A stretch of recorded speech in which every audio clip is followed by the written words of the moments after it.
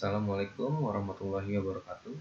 Perkenalkan, nama saya Reduna Randur dengan NIM 415190125. Kali ini saya akan menjelaskan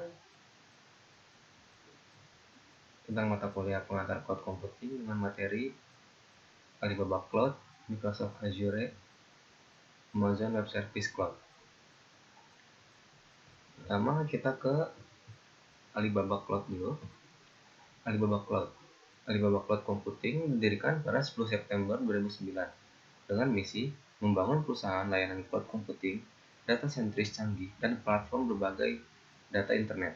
Perusahaan ini menarik talenta teknis top baik domestik maupun internasional dan berkomitmen untuk berinovasi pada teknologi di bidang internet dan e-commerce berdasarkan pengalaman Alibaba Group di sektor e-bisnis. Alibaba Cloud meluncurkan fitur anti-bot alias fitur perlindungan untuk para pelaku bisnis online dari pencuri data, mata-mata, spam, dan peretas yang berusaha mencuri informasi pengguna dan fitur keamanan Apsara yang menyediakan layanan keamanan untuk data pribadi. Alibaba Cloud juga memberikan fitur terbaru dari teknologi Machine Learning bernama PAI yang dapat mengoperasikan AI. Untuk penyimpanan awannya, Alibaba memberikan 3 layanan baru yakni Hybrid Backup Recovery, Dedicated Host, dan Smart Access Gateway. Ketiganya memberikan solusi penyimpanan data yang bisa diakses dengan mudah. Selanjutnya, keuntungan cloud tanpa batasan. Kurangnya latensi dan terapan secara global di jaringan internasional Alibaba Cloud dari 14 pusat data dan kelola semua wilayah melalui satu akun global. Penyedia cloud terbesar di Cina. Akses jaringan cloud terbesar di Cina termasuk 6 wilayah penyebaran dan beberapa zona ketersediaan di setiap wilayah. Perlindungan data Anda. Sebagai perusahaan yang terdaftar di Indonesia, Alibaba Cloud mematuhi sertifikasi internasional tingkat tinggi untuk menjamin keamanan data. Pemecah rekor performa.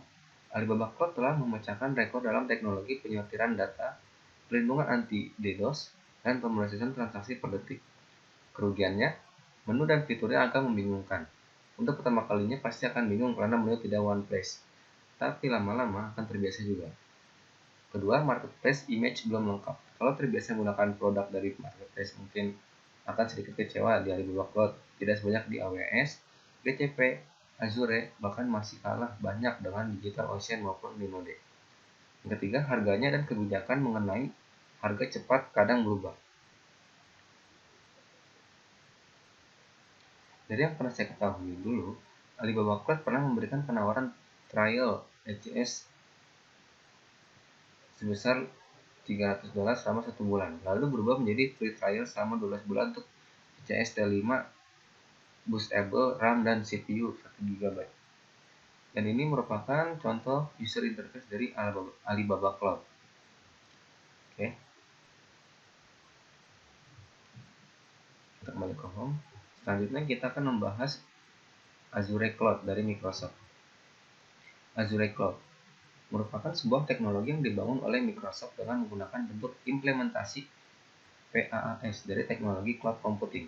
Dengan menggunakan Azure, nantinya kita bisa melakukan apapun dengan cara cloud, dan berkas kita pun tersimpan di penyimpanan cloud yang kita miliki. Dengan begitu, kita bisa dengan mudah mengakses data kita dimanapun dan kapanpun. Microsoft Azure memiliki kelebihan dalam masalah computing utility. Microsoft Azure memiliki kemampuan untuk bisa melayani user yang menggunakannya selama 24 jam non-stop setiap harinya. Jadi, Anda pasti tidak perlu mempermasalahkan akses dari sistem operasi tersebut. Dan tak kalah pentingnya, Microsoft Azure ini sangat mudah digunakan. Dan yang pasti kita bisa mengontrol drive ini secara remote. Elastisitas resource. Dengan fitur resource yang cukup elastik, memungkinkan untuk pihak user melakukan penyesuaian yang dibutuhkan secara real-time. Dengan aplikasi yang berjalan, hal tersebut memungkinkan ketika aplikasi yang memiliki trafik tinggi pada suatu waktu, akan disediakan resource yang tinggi pada saat tertentu saja. Kita juga memiliki hak untuk mengatur pengaturan resource yang ada pada sistem operasi ini. Kita bisa mengubah pengaturan ketika sebuah aplikasi berjalan dengan resource yang rendah. Maka pada saat itu, jumlah aksesnya juga rendah dan begitu pula sebaliknya. Yang kedua ada Go Aware. Anda tidak perlu takut akan backup data yang sering Anda butuhkan sewaktu-waktu. Microsoft Azure berjalan di dalam seluruh data center Microsoft yang tersebar luas di seluruh dunia. Pada saat pihak Microsoft mengembangkan sistem computingnya, mereka memikirkan peletakan Microsoft Azure di seluruh data center yang mereka punya. Oleh karena itu, bagi para user, Anda bisa memilih server terdekat dari negara Anda. Fitur pada Azure Cloud. Pertama ada website. Website di Windows Azure ini seperti hosting dan domain seperti di tempat hosting-hosting lain. Namun perbedaannya adalah web yang kita buat berada di dalam Windows Azure. Yang kedua ada virtual machines. Virtual machines di Windows Azure tidak jauh berbeda dengan VM lain seperti VMware, VirtualBox, dan lain-lain. Perbedaannya di Windows Azure, kita bisa memilih OS yang telah disediakan, seperti Windows Server 2008, R2, Server 2012 RC, SQL Server 2012. Di sini Microsoft juga mengikut sertakan OS open source seperti Ubuntu Server, OpenSUSE, CentOS, dan lain-lain. Cloud Service adalah layanan PaaS. Jika ingin membuat situs web atau aplikasi web, user dapat secara langsung akses dari Windows Azure website. SQL Database. SQL Database atau biasa yang disebut SQL Azure di sini fungsinya tidak jauh berbeda dengan SQL Server yang biasa. Namun ini teknologi cloud. Kita bisa menulis query-query dalam cloud dan membuat database secara online tanpa instalasi software. Kelebihan, ketersediaan tinggi, hemat biaya. Kekurangannya, membutuhkan manajemen, membutuhkan kecepatan yang kurang, dan membutuhkan keahlian platform. Dan ini merupakan contoh dari user interface Azure Cloud.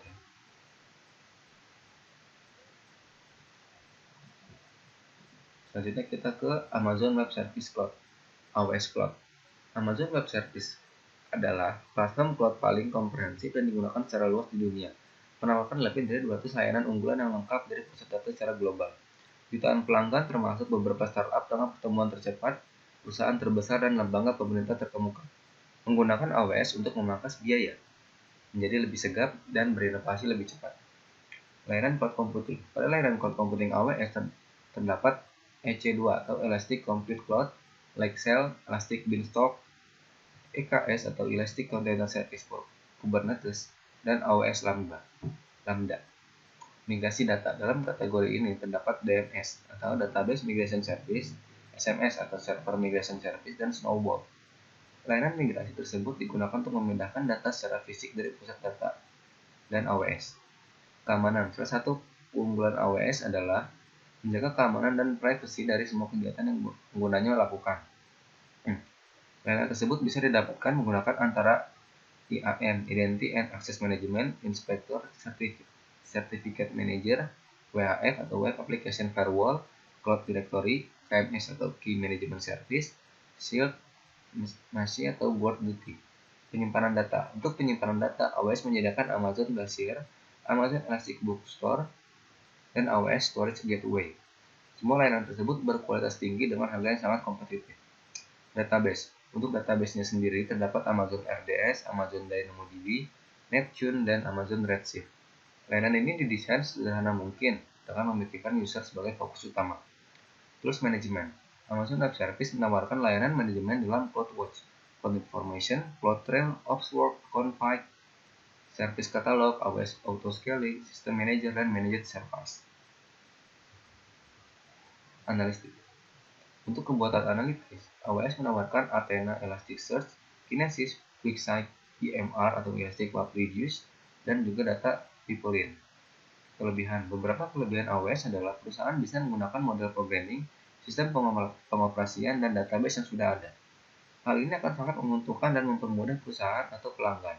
Kelebihan lainnya adalah dia digunakan terbilang sangat efektif. AWS menggunakan sistem yang mewajibkan penggunanya hanya perlu membayar untuk apa yang digunakan, bukan dibuka atau terikat jangka panjang. Intinya, berbagai macam layanan berkualitas dari AWS ini dapat digunakan dan dinikmati dengan mudah. Kekurangannya, salah satu kekurangan dari Amazon Web Service adalah kalau membutuhkan layanan yang cepat dan lebih mendalam, kamu harus membayar. Tak hanya itu, AWS juga memiliki permasalahan teknis seperti kontrol terbatas dan perlindungan backup yang terkadang sulit diandalkan. Dan ini merupakan contoh dari user interface AWS Cloud. Oke, mungkin itu saja dari saya. Kurang lebihnya mohon maaf. Terima kasih. Assalamualaikum warahmatullahi wabarakatuh.